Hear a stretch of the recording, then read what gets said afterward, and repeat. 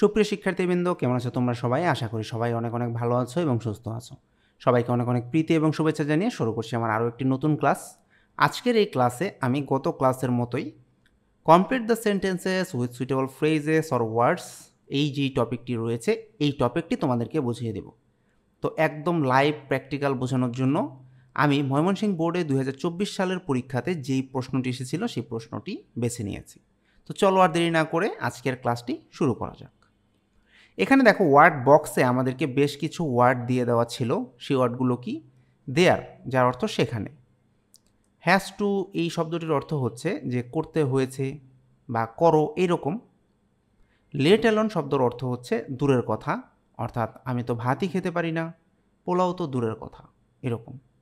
As soon as মানে হচ্ছে যত শীঘ্রই সম্ভব। তারপর রয়েছে হোয়াট ডাজ লুক লাইক, এর অর্থ হচ্ছে দেখতে কেমন। তারপরে দেয়া রয়েছে ওয়াজ বর্ন মানে জন্মগ্রহণ করেছিল।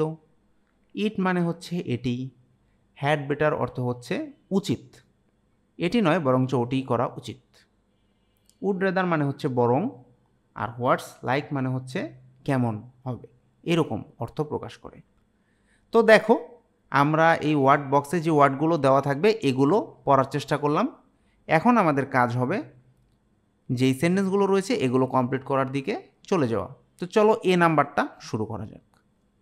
এখানে বলা হয়েছে Selina is a poor student, মানে সেলিনা দরিদ্র শিক্ষার্থী। She can not afford to buy a cellphone, অর্থাৎ সে একটা সেলফোনই কেনার সামর্থ্য তার নেই বা সে রাখে না। ড্যাশ এ ল্যাপটপ, তাহলে একটা সেলফোন কেনার সামর্থ্যই যার নেই, একটা ল্যাপটপ তো দূরের কথা। তাহলে একটু আগেই দেখো আমি তোমাদেরকে শিখিয়েছিলাম লেট অ্যালোন মানে হচ্ছে দূরের কথা। তাহলে আর কোনো কিছু না ভেবে তুমি এখানে লেট অ্যালোন যদি বসিয়ে দাও তাহলেই দেখো কাজ শেষ। She can not afford to buy a cellphone, সে একটা ফোনই কিনতে পারবে না, একটা ল্যাপটপ তো দূরের কথা। বি নাম্বারে দেখো বলছে দ্য স্কাই ইজ ক্লাউডি, যার অর্থ হচ্ছে আকাশ মেঘাচ্ছন্ন। ইট মে রেইন টুডে, এর অর্থ হচ্ছে আজ বৃষ্টি হতে পারে। মে মানে হচ্ছে হতে পারে বা কোনো একটি সম্ভাবনা প্রকাশ করে। ইউ ড্যাশ লিভ আর্লি, অর্থাৎ যেহেতু আজ বৃষ্টি হতে পারে তাহলে তোমার উচিত কি? তাড়াতাড়ি এই স্থান ত্যাগ করা বা চলে যাওয়া। তাহলে দেখো আমরা এখানে কি করতে পারি, তোমার উচিত বা তোমার জন্য ভালো হবে এই অর্থে কিন্তু আমরা এখান থেকে হ্যাড বেটার অপশনটি বেছে নিতে পারি। দেখো তাহলে কি হচ্ছে, আমরা এখানে লিখে ফেলবো হ্যাড বেটার, তাহলে তোমার উচিত হবে জলদি বা তাড়াতাড়ি চলে যাওয়া। সি নাম্বারে দেখো কি বলছে dash is many years since we first met, অর্থাৎ আমরা যে প্রথমবার দেখা করেছিলাম এরপর কি হয়ে গিয়েছে, এটি অনেক বছর হয়ে গিয়েছে। তাহলে এটি ইংরেজি কি দেখো, এটি ইংরেজি হচ্ছে ইট। এই যে দেখো এইখানে এই অপশনটি কিন্তু রয়েছে, আমরা এখানে বসালাম ইট ইজ ম্যানি ইয়ার্স, অনেক বছর হয়ে গিয়েছে যে আমরা প্রথমবার দেখা করেছি। হাউ টাইম ডাজ ফ্লাই, কত দ্রুত সময় চলে যায়।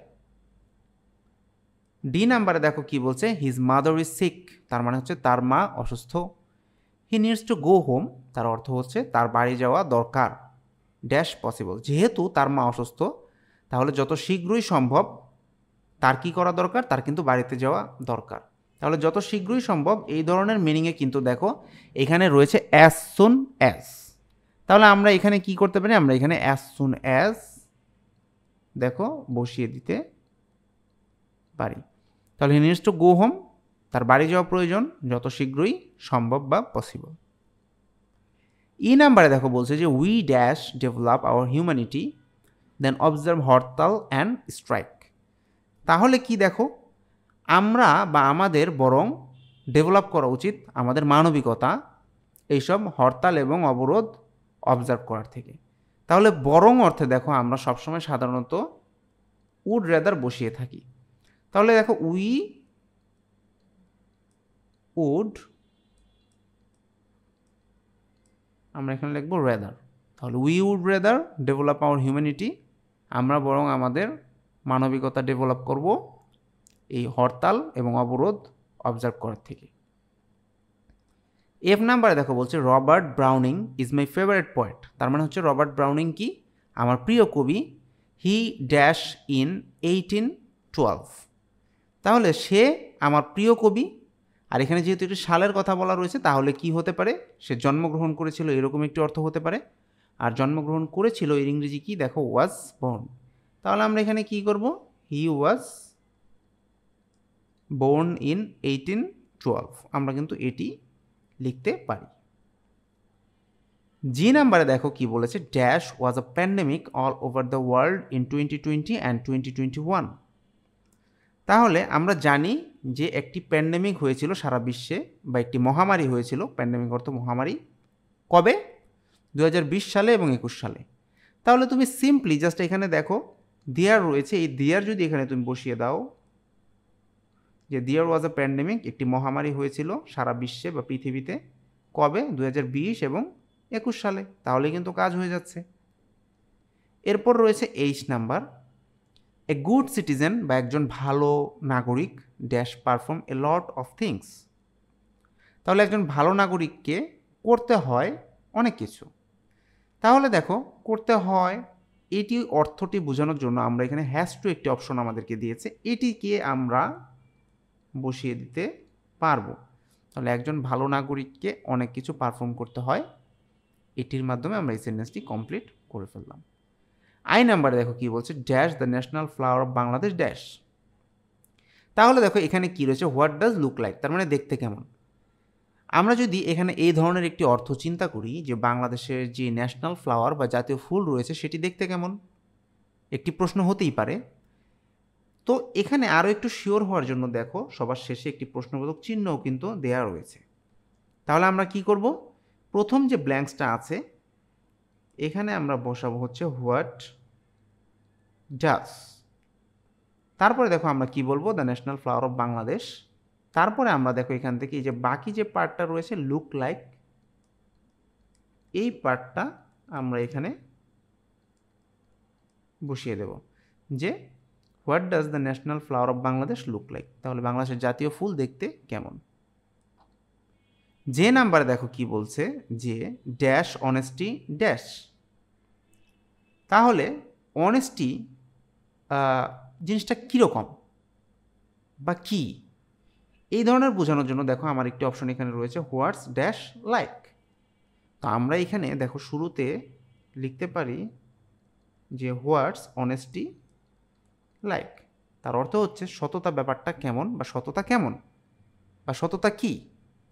এখানে দেখো অ্যান্সার রয়েছে it is the best quality of life. তাহলে এই সেন্টেন্সটিও কিন্তু আমাদের হয়ে যাচ্ছে। তো এরই মাধ্যমে দেখো জাস্ট বাংলা বোঝার মাধ্যমে বা বাংলা অর্থ বোঝার মাধ্যমে কিন্তু আমরা কি করতে পারছি, এই যে 10টি ব্ল্যাঙ্কস রয়েছে 10টিই কিন্তু আমরা ফুলফিল করতে পেরেছি। এভাবে যদি তুমি বুঝে বুঝে আমার ভিডিওগুলো দেখো এবং বাসায় প্র্যাকটিস করো, সেটি হতে পারে বোর্ডের প্রশ্নগুলো, সেটি হতে পারে প্রিভিয়াস ইয়ারের টেস্ট পরীক্ষায় আসা প্রশ্নগুলো বিভিন্ন কলেজে, সেটি যাই হোক না কেন, তাহলে কেবলমাত্র তুমি বোর্ড পরীক্ষাতে যেয়ে কীভাবে ভালো মার্কস অর্জন করতে হয় সেই এক্সপিরিয়েন্সটা পেতে পারো। এবং এর মাধ্যমে তুমি নিজেও বোর্ড পরীক্ষাতে যেয়ে যে কোনো প্রশ্ন দেখে আর ঘাবড়ে যাবে না, সাহসের সাথে যে কোনো প্রশ্ন তুমি উত্তর করে আসতে পারবে। তো ভিডিওটি যদি তোমার কাছে ভালো লেগে থাকে তাহলে অবশ্যই লাইক, কমেন্ট এবং শেয়ার করো, এবং চ্যানেলে যদি তুমি নতুন হয়ে থাকো তাহলে অবশ্যই চ্যানেলটিকে করো সাবস্ক্রাইব। আজকের মতো এ পর্যন্তই, সবাই ভালো থাকো, সুস্থ থাকো, কথা হবে নতুন কোনো ভিডিওতে। Till then thanks for watching, tata.